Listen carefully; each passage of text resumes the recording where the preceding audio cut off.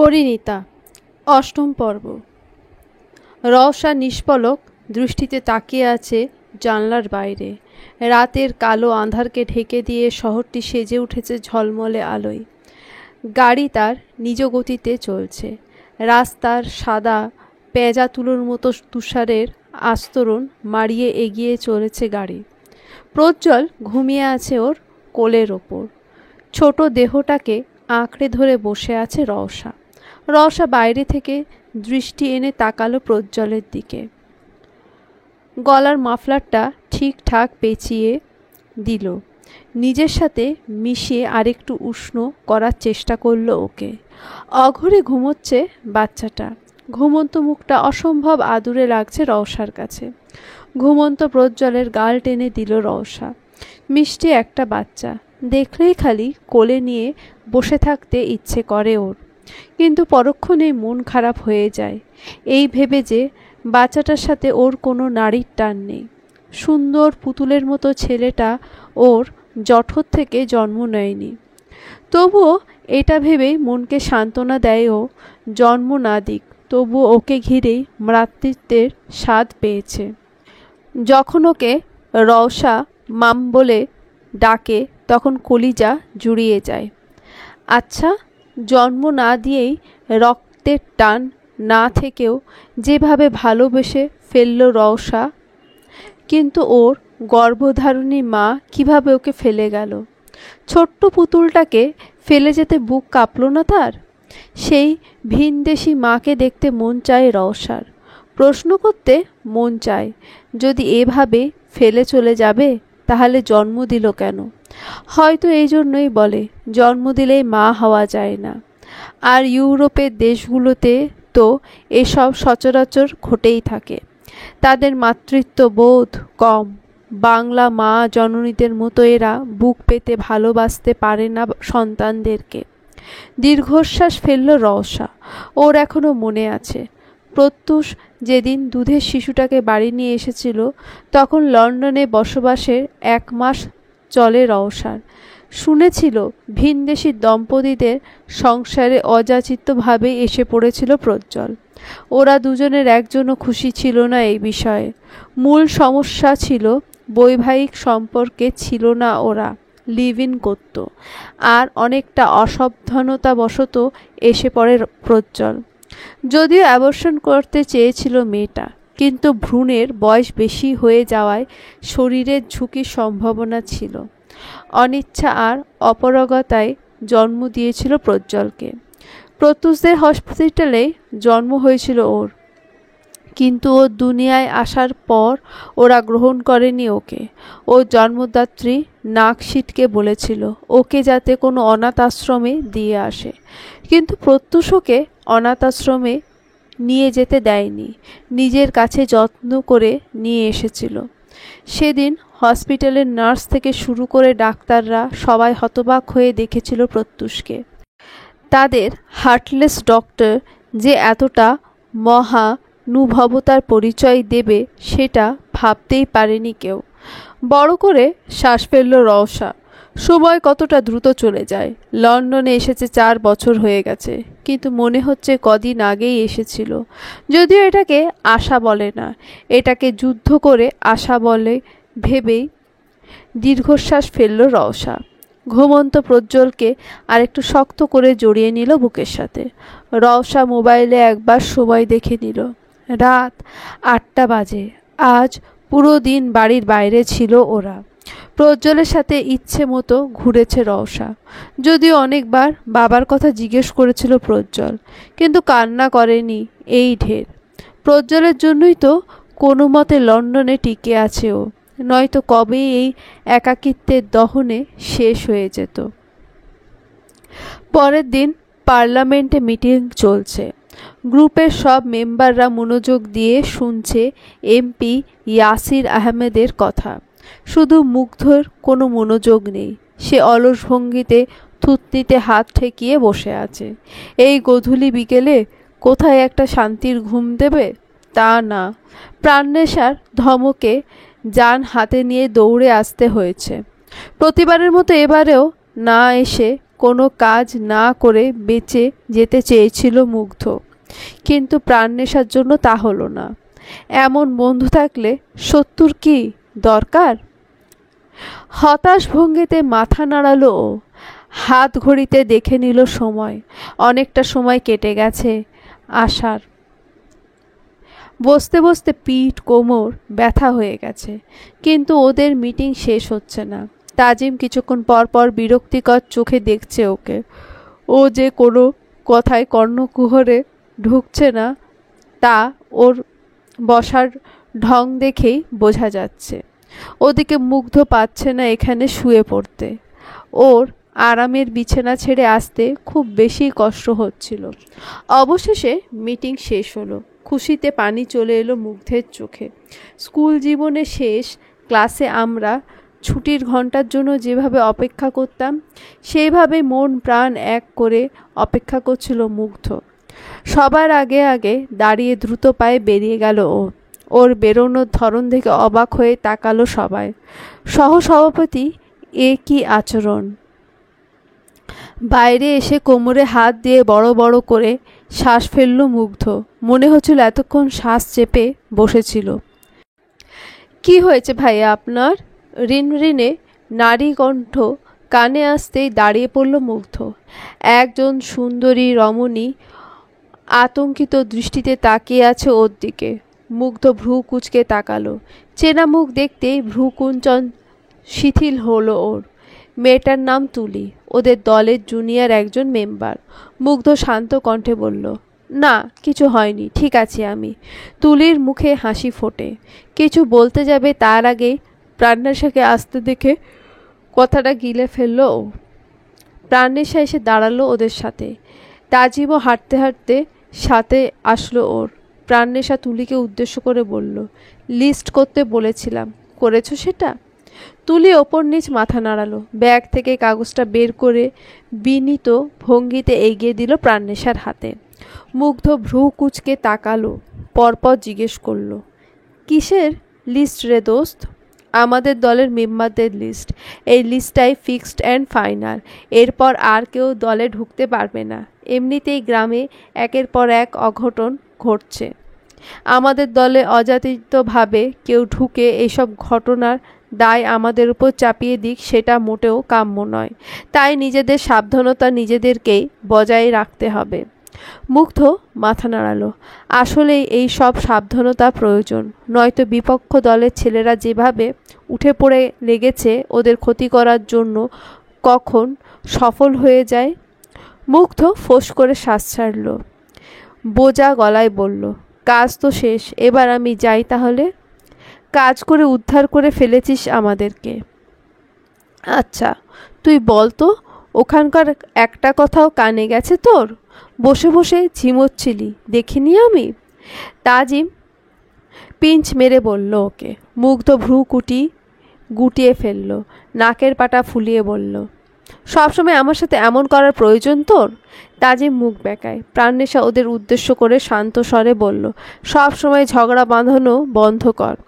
চুপ হয়ে গেল দুজনে। তুলি কুঞ্চিত স্বরে বলল, আমি চলে যাই আপু, সন্ধ্যা হয়ে গেলে যেতে পারবো না আর। তুমি চলে যাও তুলতুলি। এমনিতেই দিনকাল ভালো না। মুগ্ধ নম্র স্বরে বলল। তুলি ওর দিকে মায়াময় নরম দৃষ্টিতে একবার তাকিয়ে আবার চোখ নামিয়ে ফেলে।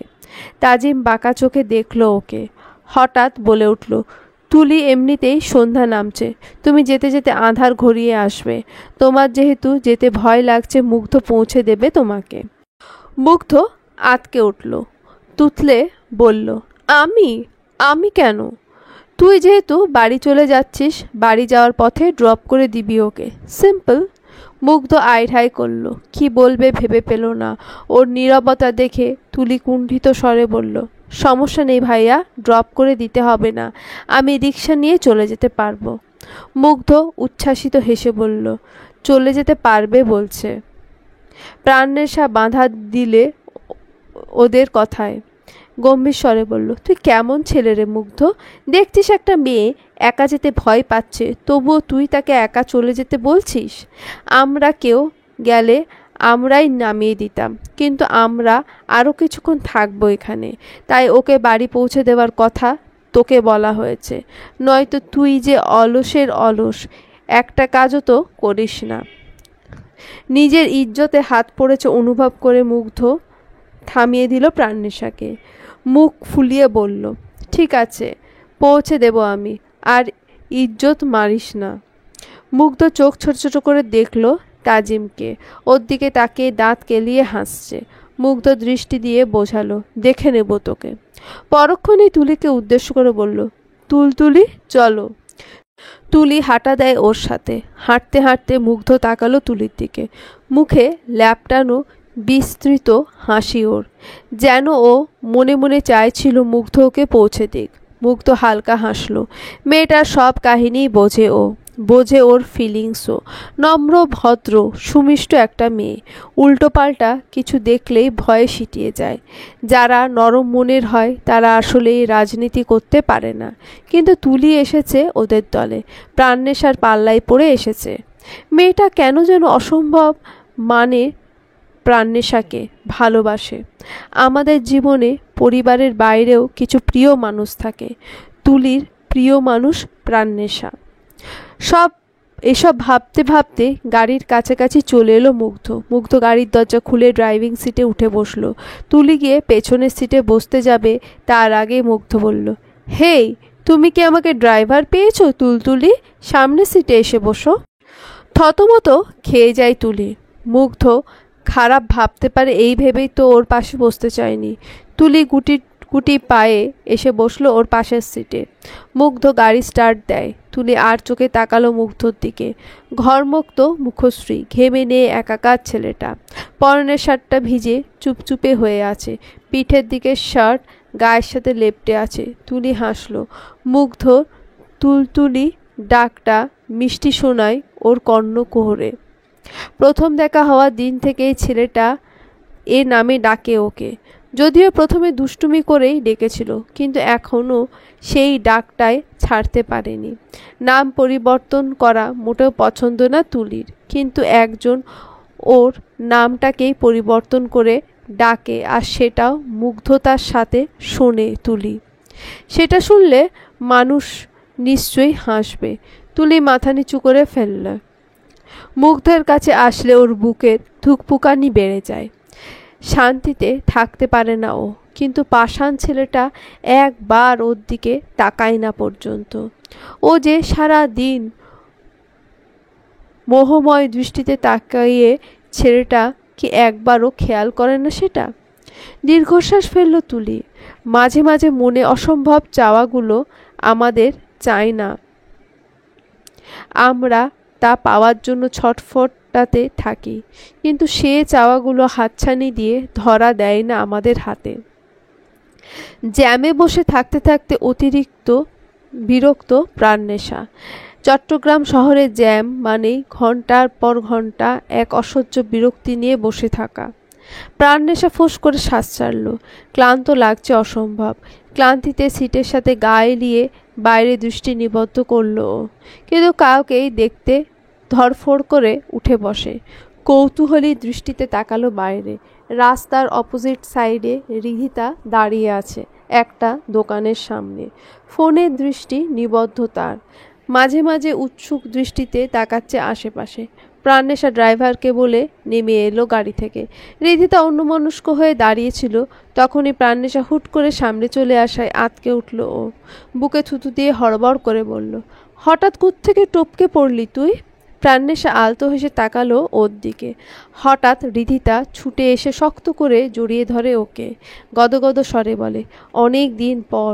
কতটা মিস করেছি জানিস? কতটা? অনেক। হাত দিয়ে অভিনয় করে দেখালো রিধিতা।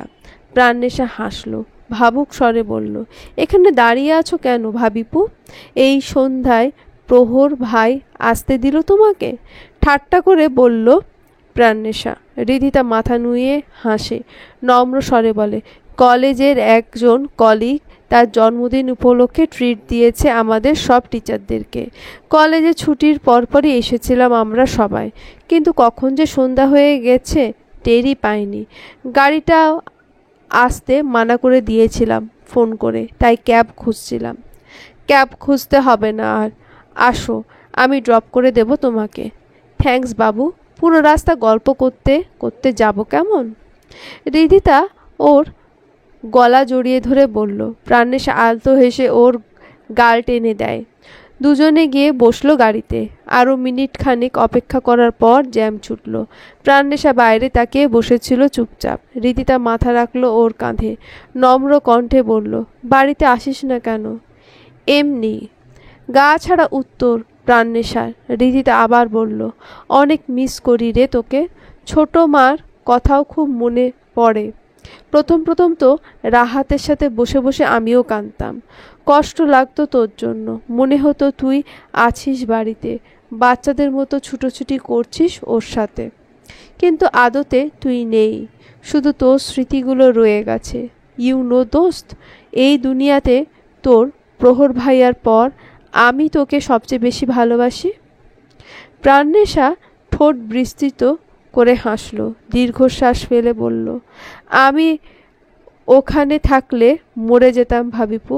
ওই বাড়ির দিকে তাকালেই আমার বুকে রক্তক্ষরণ হয়। দুজনেই চুপ করে গেল ক্ষণকালের জন্য। নীরবতা ভেঙে রিদিতা বলল, প্রত্যুষটাও কেমন জানি হয়ে গেছে রে, ফোন করে না তেমন বাড়িতে। মা তো মাঝে মাঝে ফোন দিয়ে কান্না করে। বাবাও চিন্তা করতে করতে অসুস্থ হয়ে পড়েছে। দিনকালে শরীর ভালো যায় না। আমার দম বন্ধ হয়ে আসে রে ওই বাড়িটাতে। চারিদিকে খালি বিষাদের ছোঁয়া। প্রাণেশার মনটা আনচান করে উঠল। যতই ওই বাড়ি থেকে চলে আসুক, কিন্তু সবচেয়ে বড় সত্যি এটাই যে ওই মানুষগুলো ওর সবচেয়ে কাছের। বড় বাবা আর বড় মার কষ্টের কথা যে এখনও ওর বুকে পীড়া দেয়। প্রাণেশা ঢোক গেলে সিক্ত গলায় বলল, বড় মার বড় বাবাকে দেখে রেখো ভাবিপু। তুমি ছাড়া যে এখন ওই বাড়িতে আর কেউ ওদের দেখে রাখার মতো নেই। রিদিতা বড় করে শ্বাস ছাড়ে। প্রাণেশার দিকে তাকিয়ে মলিন স্বরে বলে, ওরা তো আমার মা বাবা, ওদের না দেখলে কাদের দেখব? তোর খবর বল, বিয়ে শাদি কি করবি না? 24 তো হয়েই গেছে, আর কত সিঙ্গেল থাকবি? আমারও তো একটা বিয়ে খেতে মন চায়। প্রাণেশা চাচ্ছিলে হাসলো। রিদিতা মজা করে বললেও প্রাণেশা তা মজা হিসেবে নিতে পারল না। প্রাণেশা কাট কাট স্বরে বলল, আমার বিয়ে করার শখ অনেক আগেই ঘুচে গেছে ভাবিপু। যার জন্য বউ সাজতে চেয়েছিলাম, সেই আমার সামনে অন্য কোনো নারীকে বউ সাজিয়ে নিয়ে এসেছিল। সেই দিন থেকে এই বিয়ে নামক শব্দটার প্রতি বিতৃষ্ণা এসে গেছে। রিদিতা মুখ কালো হয়ে গেল। কালো মেঘ জমে ওর আদলে। প্রাণেশা অন্যদিকে কথা ঘুরিয়ে স্বাভাবিক করার চেষ্টা করল রিদিতাকে। দুজনে একথা ওকথার মাঝেই রাস্তা ফুরিয়ে যায়। গাড়ি থেকে এসে থেমে যায় গন্তব্যে। রিদিতা আর প্রাণেশা নামলো গাড়ি থেকে। রিদিতা প্রাণেশার হাত ধরে আকুল স্বরে বলল, তোর সাথে সময়টা যেন খুব দ্রুতই চলে গেল। দুজনে আলাদা আলাদা বাড়িতে ঢুকতে হবে। দুই বাড়ির মানুষগুলো অন্য বাড়ির আঙিনায় পা রাখাও অসহ্য মনে করছে, অথচ একটা সময় সবাই এক বাড়িতে একসাথেই মিলেমিশে থাকতাম। প্রাণেশা ঠোঁট কামড়ে দৃষ্টি নিচে রাস্তায় নিবদ্ধ করল। রিদিতা আবার বলল, জানি অন্যায় আবদার, তবুও সময় পেলে একবার আসিস রে বাড়িতে। মা বাবা একটুও ভালো নেই, বাবার শরীর খারাপ যাচ্ছে, আর মা মানসিকভাবে কষ্ট পাচ্ছে। অন্তত মানুষ দুটোকে দেখতে আসিস। তোকে দেখলে অন্তত পক্ষে শান্তি পাবে ওরা। কিছুক্ষণের জন্য হলেও মনটা খুশি হয়ে যাবে। আসবি তো? প্রাণেশা মলিন হাসল, বলল, যাব, অবশ্যই যাব। মানুষগুলোর ওপর আমার দায়িত্ব আছে না? ও বাড়িতে আমার যে একটা না হওয়া সংসার পড়ে আছে। চেম্বারে টেবিলের ওপর মাথা ঠেকিয়ে বসে আছে প্রত্যুষ। দুই হাত নিশ্চেত ভঙ্গিতে মেলে ধরে আছে টেবিলের ওপর। মাথা ব্যথা অবস্থায় কাহিল ওর। মাইগ্রেনের যন্ত্রণায় দিশেহারা প্রত্যুষ। মাথার প্রতিটা শিরা উপশিরায় ব্যথা অনুভব হচ্ছে যেন। সকালে হসপিটালে আসা মাত্রই ওর আন্ডারে সার্জারি হওয়া পেশেন্টদেরকে দেখছিল ও। প্রত্যেকের হেলথ কন্ডিশন দেখার সময় গত পরশুর সার্জারি হওয়া বৃদ্ধকেও দেখতে গেছিল প্রত্যুষ। আর কেবিনে গিয়ে ও আবার সেই সাদা চুলের কিশোরীর দেখা পায়। কিশোরী বৃদ্ধের নাতনি হয়। সে তার ছেলে বউ আর নাতনির সঙ্গে থাকে, কিন্তু বৃদ্ধের ছেলে থাকে না তাদের সাথে।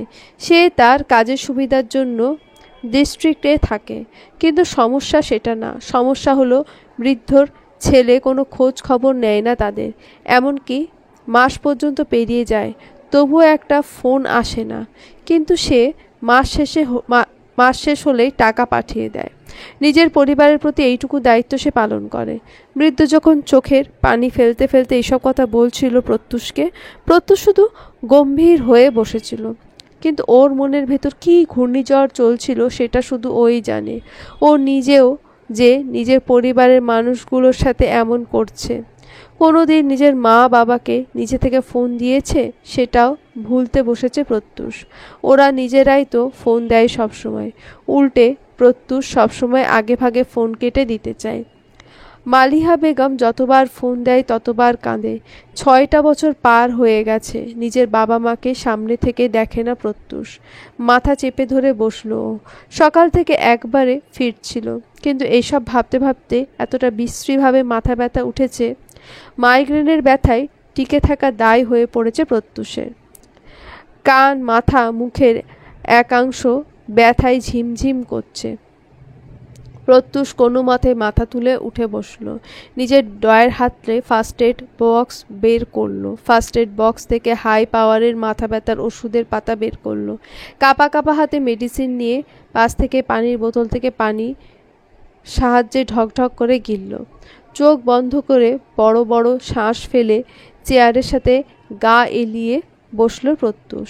সাদা চুলের কিশোরী মেয়েটা ওকে থ্যাঙ্কস জানিয়েছিল তার দাদাভাইকে বাঁচিয়ে তোলা উছালা হয়ে আসার জন্য। প্রত্যুষ নিশ্চুপ মেয়েটার মাথায় হাত বুলিয়ে দিয়ে চলে এসেছে। আশ্চর্য, এখন আবার মেয়েটার কথা মনে পড়ছে। আজ হচ্ছে টা কি প্রত্যুষের সাথে? এভাবে হৃদয় চূর্ণ বিচূর্ণ হচ্ছে কেন? বুকের মধ্যেও কেমন বিশ্রী অনুভূতি হচ্ছে। পঞ্চদশী কিশোরীর হাসি হাসি মুখটা আবার ওর পুরনো স্মৃতিতে ঘা বসিয়েছে। শুকিয়ে যাওয়া ক্ষত আবার জাগিয়ে তুলছে। কেন মনে পড়ছে এভাবে মেয়েটার কথা? প্রত্যুষ তো সামলাতে জানে নিজেকে, তাহলে কেন আজ ওর অনুভূতি আবেগ সামলাতে ব্যর্থ হচ্ছে প্রত্যুষ? প্রত্যুষ সোজা হয়ে বসল। নিজের মুঠো ফোন হাতে নিল। গ্যালারি ঘেটে সময় নিয়ে বের করলো কারোর ছবি। টলমল দৃষ্টিতে তাকিয়ে ভাঙা গলায় বলল, কেন আমার পিছু ছাড়ছিস না তুই? আর কত কষ্ট দিবি আমাকে? আর কত জ্বালাবি? তোর থেকে এত দূরে থেকেও কেন তোর স্মৃতি জ্বালাচ্ছে আমাকে বল? আর কত পূর্ব আমি? আর কত শাস্তি বাকি আমার? আর কত না পাওয়ার যন্ত্রণা পোড়াবে আমাকে? সহ্য যে হচ্ছে না প্রাণ। মরে গেলে বুঝি এই কষ্ট থেকে মুক্তি মিলবে? প্রত্যুষ শার্টের হাতা দিয়ে নিজের চোখ মুছল। মুখটা রক্তাভ বর্ণ ধারণ করেছে ওর। ঠোঁট দুটো তিত্তির করে কাঁপছে। প্রত্যুষ হাঁ করে বাতাস গ্রহণ করল। আবার দৃষ্টি নিবদ্ধ করল ফোনের স্ক্রিনে। বিষণ্ণ দৃষ্টিতে দেখল স্কুল ড্রেস পরা পঞ্চদশী এক কিশোরীকে। কাঁধে ব্যাগ নিয়ে হৃদয় নিঙাড়ো হাসি দিয়ে তাকিয়ে আছে সে। প্রত্যুষ জিভ দিয়ে শুকনো ঠোঁট ভেজালো, বলল, প্রাণ, এই 6টা বছরে কতটা বড় হয়েছিস তুই। এখনো কি দেখতে বাচ্চা বাচ্চা রয়ে গেছিস? তোর বড় হওয়া একটু একটু করে দেখেছিলাম আমি, কিন্তু এই 6 বছরে কি অনেক বেশি পরিবর্তন ঘটেছে তোর? আচ্ছা, আমার কথা কি তোর মনে পড়ে প্রাণ? কিন্তু আমার যে খুব মনে পড়ে তোর কথা। কান্না পাই মাঝে মাঝে। তোকে সামনাসামনি খুব দেখতে ইচ্ছে করে রে, কিন্তু আমি পারি না। আমার যে সাধ্য নেই। তুই কেন এতটা অসাধ্য হয়ে গেলি আমার কাছে? প্রত্যুষ বিষাদময় শ্বাস ফেলে। মুঠোফোনে ডায়াল করে কারোর নম্বর। প্রথম দফায় রিং হতে হতে কেটে যায় কলটা। প্রত্যুষ ফের ডায়াল করে নাম্বার। এবার ফোন রিসিভ হলো ওপাশ থেকে কেউ কথা বলার আগে প্রত্যুষ হড়বড় করে বলল, আদনান, কল ধরছিলিস না কেন তুই? এই সাত সকালে ফোন দিয়ে বিরক্ত করছিস কেন? আদনান ঘুমকাতুরে স্বরে বলল, হাঁদারাম, সাত সকাল কোথায় দেখছিস তুই? আমাদের এখানেই বাজে বেলা 10টা। তাহলে তো ওখানে বিকেলের সময় চলছে, সকাল কোথায় দেখছিস? তোদের মতো গরিব ছোট লোকদের জন্য এখন বিকেলবেলা, কিন্তু আমার মতো বড় লোকদের জন্য এখন সাত সকাল। কথাটা মাথায় রাখিস। বিরক্তিকর শ্বাস ফেলল প্রত্যুষ। পরক্ষণে অকাজের কথা বাদ দিয়ে শান্ত স্বরে বলল, দেশ ছেড়ে আসার আগে তোকে একটা কাজ দিয়ে এসেছিলাম, মনে আছে নাকি সেটা ভুলেই বসেছিস? আদনান এবারও উদাস স্বরে বলল, তুই কি এর বিনিময়ে পারিশ্রমিক দিস আমাকে? না, আমি কোনো ফিডব্যাক পাই। তাহলে কেন আমি বেগার খাটুনি করতে যাব? আদনান, তুই কি সিরিয়াস হয়ে কথা বলবি আমার সাথে? আমার কিন্তু একটুও ভালো লাগছে না। আদনান বুঝল প্রত্যুষের কোনো এক কারণে মন ভালো নেই, তাই এবার সে সিরিয়াস হয়ে বলল, কিছু কি হয়েছে তোর? উল্টোপাল্টা কিছু শুনেছিস? প্রাণনেশা ভালো আছে তো? তুই নিজের চোখেই দেখছিস। হ্যাঁ, কথা হয়েছে আমার প্রিয়মের সাথে। ছোট মামারা সবাই ভালো আছে, প্রাণনেশাও ভালো আছে, সুস্থ আসছে। ফোঁস করে শ্বাস ছাড়ল প্রত্যুষ। আদনান চিন্তিত কণ্ঠে জিজ্ঞেস করল, কোনো সমস্যা? না রে, শুধু মাঝে মাঝে মনটা কু ডাকে, ভয় হয় মেয়েটা ভালো আছে তো। জানিস তো কি ঘটিয়েছিল? তুই চিন্তা করিস না, ভালো আছে ও। এখানে ওকে দেখে রাখার জন্য সবাই আছে, কিন্তু তুই ওই দূর দেশে একা, তোর ওপর আবার আরেকজনের দায়িত্ব আছে। তুই নিজে সাবধানে থাকিস। তাচ্ছিল্য হাসল প্রত্যুষ, ব্যঙ্গ করে বলল, হাহ, দায়িত্ব? ড্রয়িং রুমের সোফায় আধশোয়া হয়ে বসে টিভি দেখছে প্রাণনেশা। টিভিতে ওর সবচেয়ে প্রিয় নায়ক তাহসানের মুভি চলছে। প্রিয়মার পিয়াস ভুইয়া ডাইনিং রুমের সোফায় বসে অফিসের ফাইল নিয়ে আলোচনা করছে। মনারা বেগম চা আর পাকোড়া এনে দিল দুজনকে। প্রাণনেশা টিভি দেখার মাঝেই ওখান থেকে গলা উঁচিয়ে বলল, আম্মু, আমি কাস্টার্ড খাবো, বানাচ্ছি, বানানোর সময় দে। বলেই তিনি কিচেনের দিকে ছুটলেন। প্রাণনেশার দেখা মুভিটা ইতিমধ্যেই শেষ সিনে নায়িকার সাথে তাহসিনের বিচ্ছেদ ঘটে যায়। প্রাণনেশা ঠোঁট উল্টে চ্যানেল পাল্টে দিল, বিড়বিড় করে বলে, হায় রে, এদিকে আমার জীবনের কাহিনীর সাথে মিলে যায়। তাহসান, তুমিও দুর্ভাগা, আমিও দুর্ভাগা। প্রাণনেশা চ্যানেল পাল্টে খবরের চ্যানেলে এসে থামল। মনারা বেগম কাস্টার্ড নিয়ে আসলেন ওর জন্য। প্রাণনেশা হাসি মুখে হাত বাড়িয়ে নিল। খবরের হেডলাইনে নিজেদের গ্রামের খবর দেখতে ভ্রু কুঁচকে তাকালো ও। ফলাও করে ব্রডকাস্ট হচ্ছে, কাহার ঘুণা গ্রামের একজন নারীর লাশ পাওয়া গেছে। লাশের গায়ে অসংখ্য ক্ষতচিহ্ন। শিরোনামে লাশের মৃত্যুর বর্ণনা শুনে শিউরে উঠল প্রাণনেশা। ভিকটিমকে মারার আগে খুনি জাহান্নাম দেখিয়ে ছেড়েছে। এতটা বিশ্রীভাবে মেরেছে যে মুখটা পর্যন্ত দেখার মতো অবস্থায় নেই। হাজার মানুষ জড়ো হয়েছে স্পটে। বিভিন্ন টিভি চ্যানেলের জার্নালিস্টরা অবস্থান করেছে সেখানে। উপস্থিত জনতাদের মধ্যে থেকে একের পর এক প্রশ্ন করে যাচ্ছে। ইন্টারভিউতে স্পটে থাকা কয়েকজন বলছেন, গ্রামে প্রতিনিয়ত একের পর এক অযাচিত ঘটনা ঘটছে। কয়েকদিন আগেও একজনের গুম হওয়ার ঘটনা উঠে এসেছিল। রাত বিরেতে ভয়ে ঘর থেকে বের হওয়া দায় হয়ে পড়েছে। ভয়ে ততস্থ থাকে সকলে। নারীদের নিরাপত্তা নিয়ে প্রশ্ন উঠেছে। একজন জার্নালিস্ট দফায় দফায় বলে যাচ্ছেন, এতে প্রশাসনের যেন কোনো ভ্রুক্ষেপ নেই। নববিজয়ী এমপি ইয়াসির আহমেদ কি এতে কোনো ভূমিকা নেই? এভাবে প্রতিনিয়ত যেভাবে গুম খুন বাড়ছে, এতে গ্রামবাসীদের নিরাপত্তা হুমকির মুখে পড়েছে। জনগণ তাহলে এটাই বলতে চাইছে, আগেই তারা ভালো ছিল? এমপি সৌরভ সর্দার যখন ক্ষমতায় ছিলেন তখন গ্রামের মানুষেরা অনেক বেশি নিশ্চিন্ত ছিল, সন্তোষ প্রকাশ করছিল তার প্রতি। কিন্তু নতুন এমপি ওঠার পরপরই কেন এসব ঘটনা বেড়ে গেছে গ্রামে, জানতে চায় প্রত্যেকে, বলেই তিনি তার মন্তব্য শেষ করলেন। পরক্ষণেই লাশের স্পটে ঘোরানো হলো ক্যামেরা।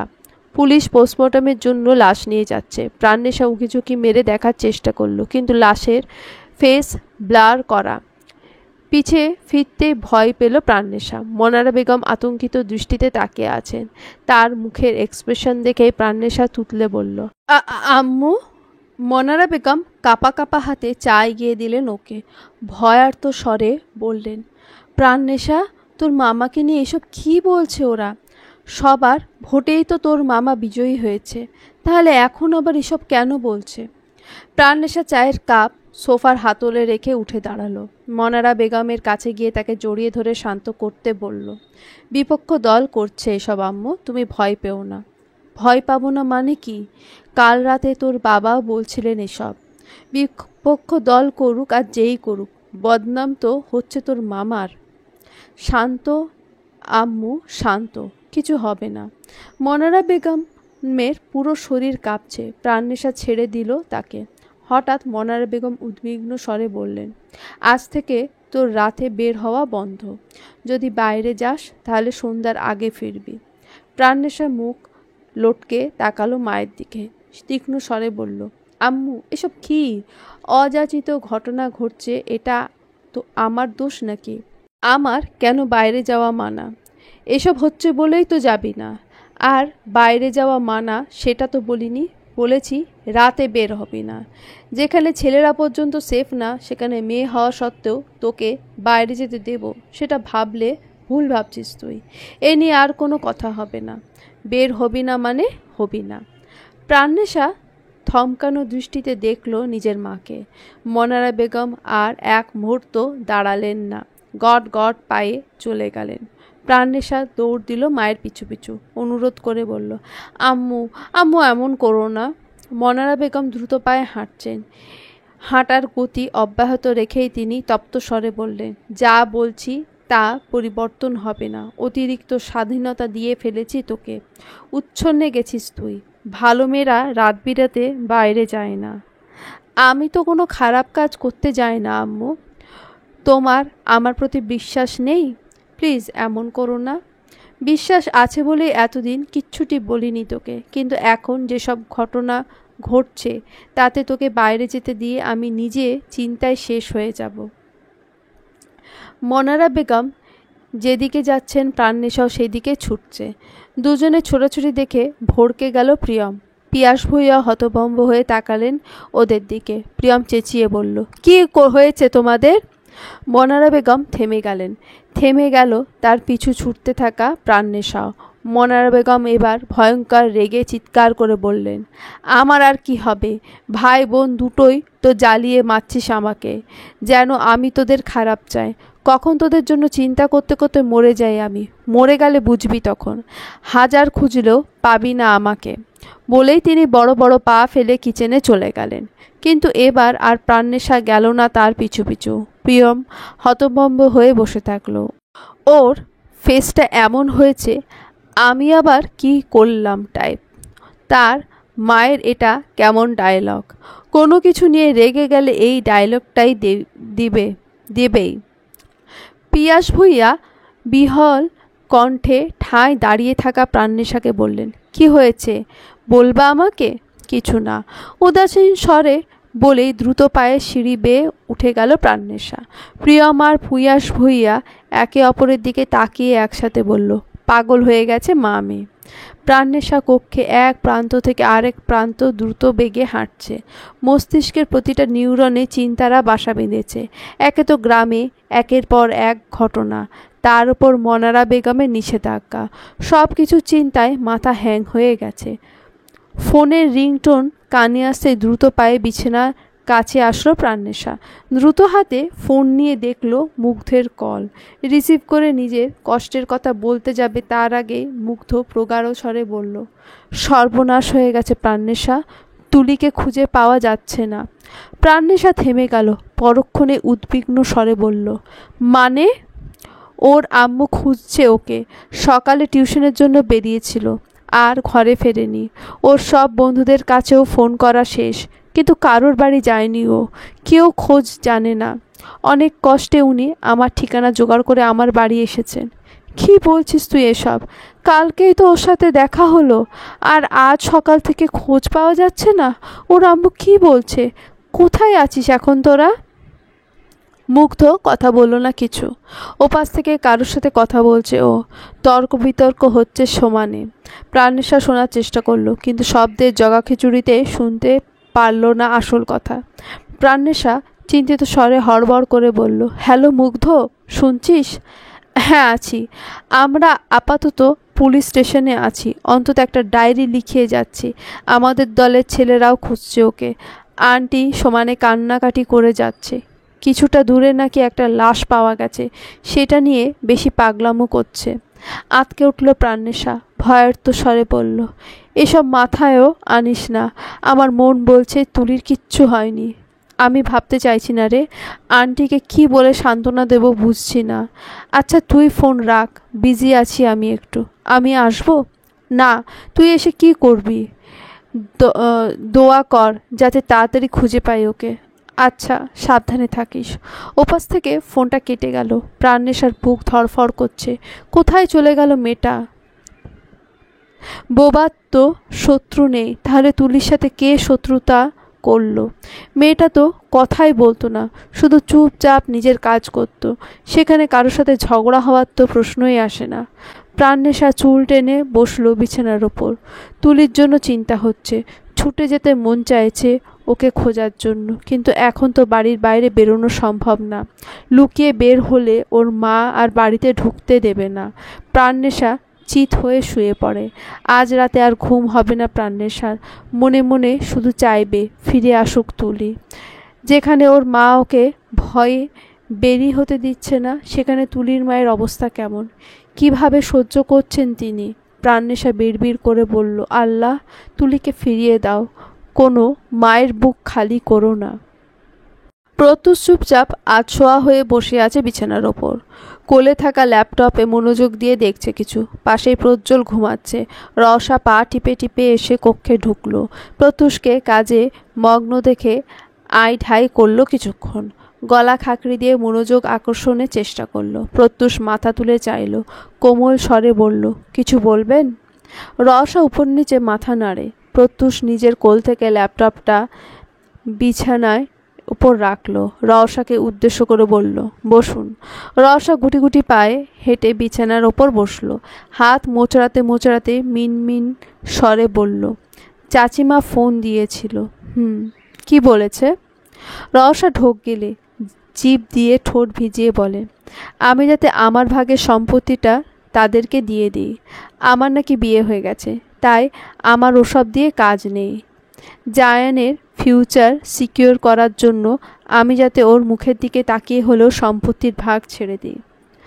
আপনি কি সিদ্ধান্ত নিয়েছেন? আমি সিদ্ধান্তহীনতায় ভুগছি। প্রত্যুষ মোলায়েম স্বরে বলল, দেখুন রওশা, এটা সম্পূর্ণ আপনার ব্যক্তিগত ব্যাপার, কিন্তু তবুও যদি আপনি আমার মতামত জানতে চান তাহলে বলবো, বাবার সম্পত্তির ভাগ একজন মেয়ের অধিকার। আমাদের ধর্মেও এর প্রতি কঠোর হুঁশিয়ারি রয়েছে, যাতে একজন মেয়েকে তার ভাগ থেকে বঞ্চিত করা না হয়। আপনার উচিত হবে না আপনার এই অধিকার ছাড়া। রওশা চুপ করে থাকলো ক্ষণকাল। পরক্ষণেই মলিন স্বরে বলল, জানেন, আমার চাচি আমার সাথে অনেক সুন্দর করে কথা বলেছে। এতটুকুও তিক্ত স্বরে কথা বলেনি আমার সাথে। সুন্দর করে বুঝিয়ে বলেছে, আপনি বড়লোক, আমার কারি কারি টাকা পয়সার অভাব হবে না। আমি সারা জীবন এমনিতেই রানী হালে থাকতে পারবো। সুখের অভাব হবে না আমার। তারা আমাকে বড়লোক ডাক্তার ছেলে দেখেই বিয়ে দিয়েছে। আমি তাদের জন্য এটুকু করতে পারবো না? প্রত্যুষ তাচ্ছিল্য করে হাসল, ব্যঙ্গ করে বলল, আপনার চাচিত্ব দেখি কোনো তুলনায় হয় না। যখন আমি আপনাকে ছেড়ে চলে এসেছিলাম তখন তো তার মাতৃত্ববোধ উথলে উঠেছিল। সে আপনাকে ছোট থেকে বড় করেছে, তাই আপনার প্রতি এই অবিচার সে নাকি সহ্য করতে পারছিল না। তাই সে আমার পরিবারের সম্মান পর্যন্ত ধূলিসাৎ করতে উঠে পড়ে লেগেছিল। এখন তার মাতৃত্ববোধ কোথায় রওশা? রওশা মাথা নিচু করে ফেলে, ঠোঁট কামড়ে কান্না আটকায়। তার চাচি যে কত বড় ছলচাতুরি করে তাকে এখানে পাঠিয়েছে, সেটা ও কি করে ভুলতে পারে? এই ভয়েই তো সে সব সময় কুঁকড়ে থাকে প্রত্যুষ কোনো না কোনো দিন হয়তো তাকে অতীতের কথা মনে করে খোঁটা দেবে। এই সুদূর লন্ডনে একটা বিচ্ছিরি পরিস্থিতিতে একা একা এসেছে ও, সেটা ভাবতে আঁতকে ওঠে মাঝে মাঝে। প্রত্যুষ ওকে আনতে চায়নি, উল্টে ওর থেকে মুক্তি পাওয়ার জন্য নিজের সব কিছু ছেড়ে এখানে এসে পড়েছিল। কিন্তু ভাগ্যের পরিহাসে রওশাকে আবারও প্রত্যুষের কাছে এসেই ঠাঁই নিতে হয়েছে। শেষমেশ ভাগ্যকে এখানে এনেই ফেলল। ভাগ্য না, ও চাচির অতি চালাকি। যে চাচি ও মরে গেলেও খবর নেওয়ার কথা না, সেই চাচি ওই 2 বছরে প্রতিনিয়ত ফোন দিয়ে খোঁজ নিত ওর। খোঁজ নিত তা বললে ভুল হবে, আসলে কুটনামি করত। প্রতিদিন শুধু একটা টপিকে কথা বলতো, কবে রওশাকে প্রত্যুষের সাথে নিয়ে যাবে। রওশা বারবারই এড়িয়ে যেত, ওর সহ্য হতো না এসব কথা। কিন্তু এমন একটা কাণ্ড ঘটালেন তিনি, যার জন্য রওশা নিজেও প্রস্তুত ছিল না। এক সকালে বাড়িতে পুলিশ নিয়ে আসলেন তিনি। অপবাদ দিলেন রওশা প্রতিনিয়ত অত্যাচারিত হচ্ছে সে বাড়িতে। উদাহরণ হিসেবে দেখালেন প্রত্যুষ ওকে ছেড়ে চলে যাওয়া। যদিও পুলিশ পলক ভূঁইয়ার মুখের ওপর কিছু বলতে পারেনি, কারণ গ্রামে ভূঁইয়া বাড়ির অনেক সুনাম, তাই পুলিশ আসমা বেগমের কোনো কথায় কানে তোলেনি। কিন্তু আসমা বেগম দমে যাননি। অনেক কথা শুনিয়েছিল পরিবারের সবাইকে, অপমান করেছিল, যেহেতু তিনি প্রাণনেশা আর প্রত্যুষের ব্যাপারে সব জানতেন। তিনি এটাও বলেন পুরো গ্রাম নাকি ভূঁইয়া পরিবারের মুখোশ উন্মোচন করবে, সবাইকে জানাবেন তারা উপরে উপরে ভালো দেখালেও একটা মেয়ে তাদের পরিবারে কতটা অবিচারের শিকার হচ্ছে। গ্রামের মান সম্মান খোয়ানোর ভয়ে পলক ভূঁইয়া অনেক সাফার করে রওশাকে এখানে পাঠান। তারপর থেকে রওশা এখানেই থাকছে। যদিও প্রত্যুষ তখনও নির্বাক ছিল, আর এখনও নির্বাক। ওর যেন এসব নিয়ে কিছুই বলার নেই। পলক ভূঁইয়া ওকে এখানে পাঠানোর পর প্রত্যুষ কিছুই বলেনি। ওর এমন একটা গা ছাড়া ভাব যে যা করবে করুক, ওর যায় আসে না। দীর্ঘক্ষণ রওশাকে চুপ থাকতে দেখে বড় করে শ্বাস ফেলল প্রত্যুষ। নম্র স্বরে বলল, আমি বুঝতে পারছি আপনার অনেক কষ্ট হচ্ছে, কিন্তু কি করব বলুন, আমিই বা কতটা শান্তিতে আছি। আমার কষ্ট তো কেউ দেখলও না রওশা। রওশা কণ্ঠ খাদে নামিয়ে বলল, আমরা শুধু এক ছাদের নিচে একটা সাইনের ভিত্তিতেই আছি প্রত্যুষ। এর বহির্ভূত কোনো সম্পর্ক নেই আমাদের মধ্যে। আমি কোনো দিন দোষ দিইনি আপনাকে, দেওয়ার কোনো সুযোগই নেই, প্রয়োজন মনে হয়নি। আপনি আমাকে থাকতে দিয়েছেন, আমার সব প্রয়োজন পূরণ করছেন, এটা একটা স্ট্যান্ডার্ড লাইফ লিড করার সুযোগ দিয়েছেন। আমি কৃতজ্ঞ আপনার প্রতি, কিন্তু আপনি আমাকে এখনও মানতেই পারলেন না। আমাদের মধ্যে স্বামী স্ত্রীর কোনো সম্পর্কই নেই। চাচি এমন কেন করেছিল জানেন? সে মনে করেছিল আপনি দূর দেশে চলে গেছেন, এখন আমাকে চাইলে ডিভোর্স দিয়ে দিতে পারবেন আপনি। কিন্তু আপনি যদি আমাকে ডিভোর্স দেন, আমাকে আবার ওই বাড়িতেই ফিরে যেতে হবে। তখন আবার আমার ভরণ পোষণের দায়িত্ব চাচুকে নিতে হবে। আমার গায়ে ডিভোর্সের তকমা লেগে যাবে। আমার আর বিয়ে হবে না। সারা জীবন আমাকে বসিয়ে বসিয়ে খাওয়াতে হবে। এই ভয়ে সে এমন করেছিল, মাতৃত্বের জন্য নয়। প্রত্যুষ মুচকি হাসল, কোমল স্বরে বলল, আপনার কথায় আপনি আপনার উত্তর পেয়ে গেছেন রওশা। যে মানুষটা আপনাকে নিজের ভাবতে পারল না, সেই মানুষটার জন্য আপনি স্যাক্রিফাইস কেন করবেন?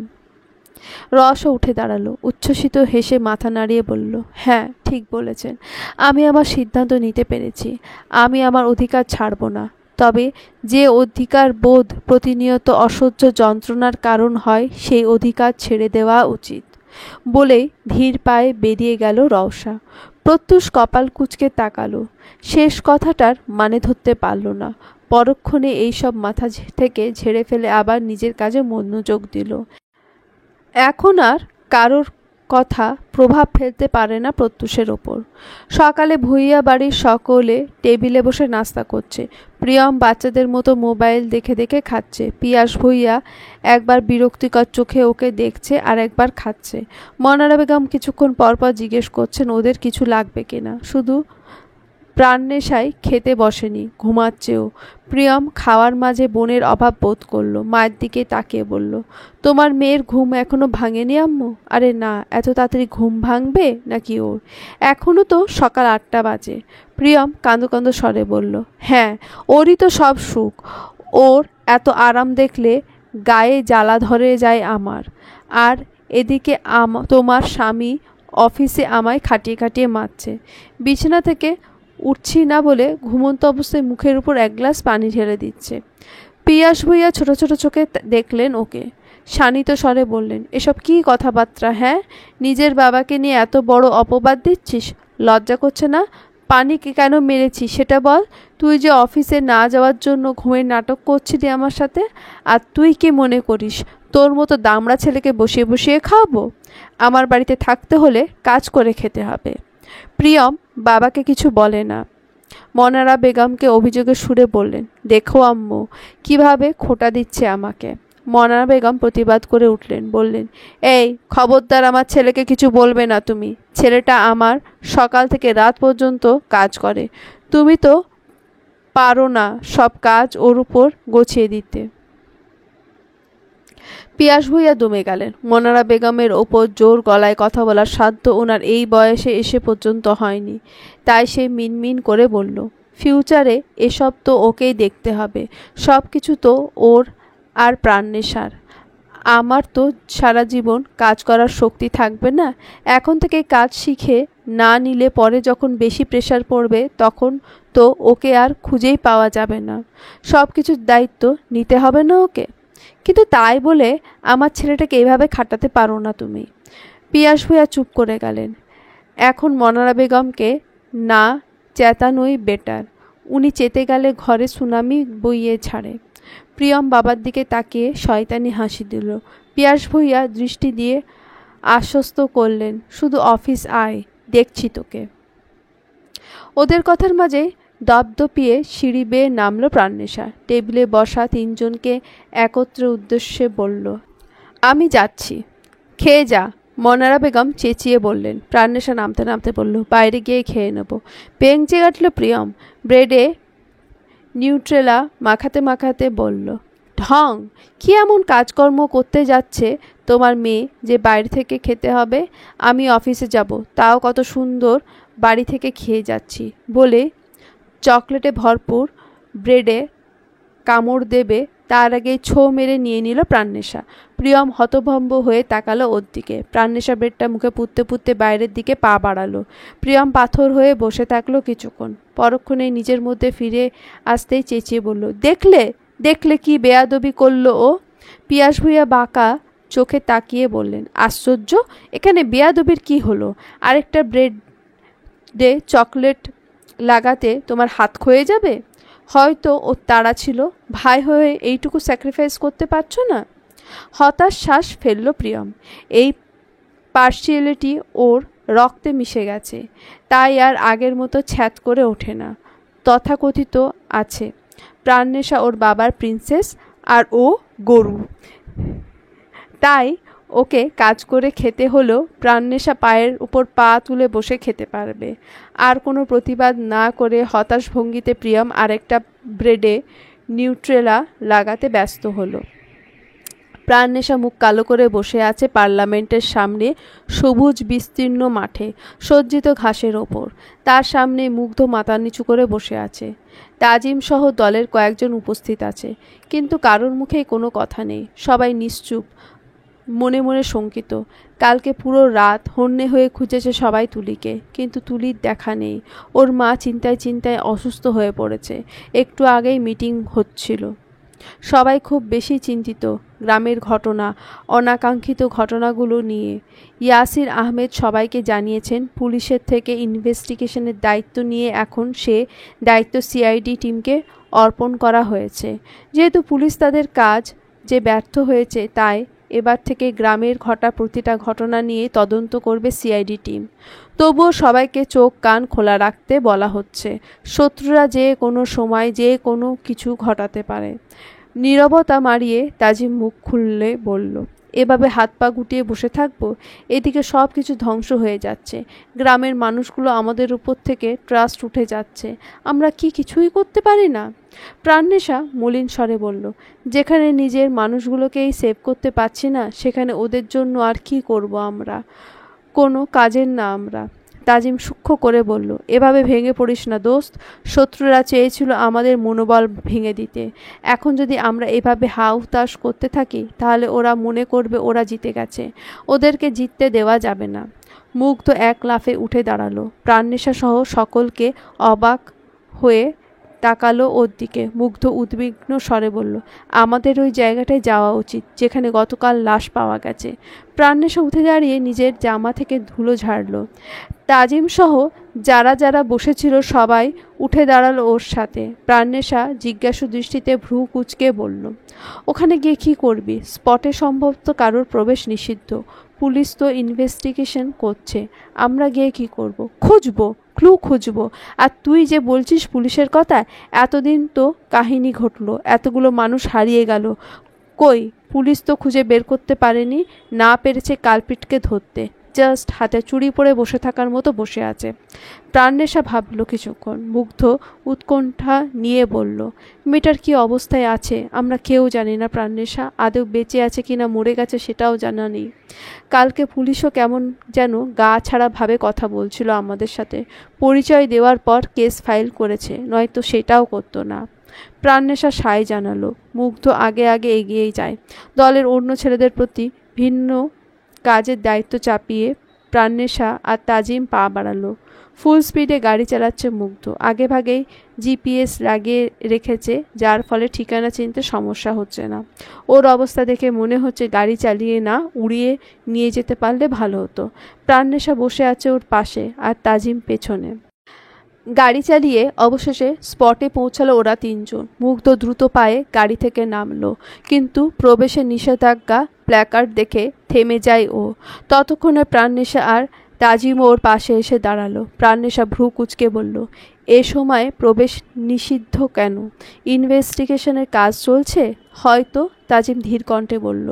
মুগ্ধ তাগাদা দিয়ে বলল, ভেতরে আয়, আমরাও দেখি কি কাজ চলছে। ভেতরে প্রবেশ করলো তিনজন মিলে। তখনই কেউ একজন এসে বাধা প্রদান করলো ওদের, গম্ভীর স্বরে বলল, আপনারা এখানে ঢুকছেন কেন? বাইরে যে প্রবেশে নিষেধাজ্ঞা নিয়ে সাইনবোর্ড আছে তা দেখেননি?